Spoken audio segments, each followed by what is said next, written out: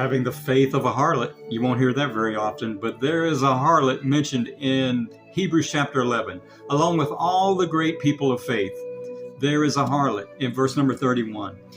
It says, "By faith the harlot Rahab did not perish with those who did not believe, when she had received the spies with peace." We know that Ephesians chapter 2, verse 8 and 9 says, "For by grace we are saved through faith. It is the gift of God."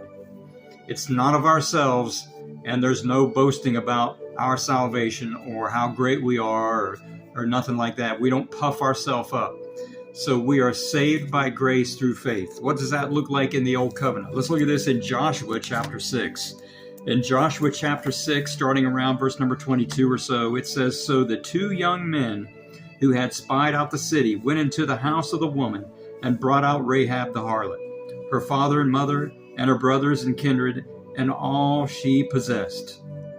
They set her outside the camp of Israel." Usually when you're set outside the camp of Israel, that's not a good thing. But this time, it's a very good thing, because if she was kept inside the city of Jericho, she would have been destroyed.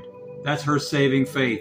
She had faith in the God of Abraham, Isaac, and Jacob. She had faith in the Word of God. She had faith in those spies that told her that we are here and things are going to happen. And they did happen. They knew they were going to happen. And it says, they set her outside the camp of Israel, and the city and everyone in it was set on fire. That is being saved by grace. It was grace that those two spies came to her doorstep. It was divine providence. It just wasn't happenstance. No, it was divine providence. The salvation of God showed up at her doorstep.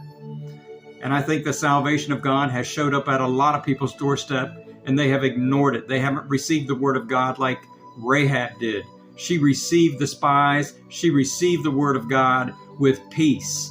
And that's what we should be doing too. We need to receive the Word of God with peace. And it says, "Thus Joshua kept alive Rahab the harlot, and all of the house of her father, caused her to dwell in Israel to this very day, because she hid the spies Joshua sent to spy out Jericho." She acted with faith. And that's how we act when we believe. When we trust, that's how we do.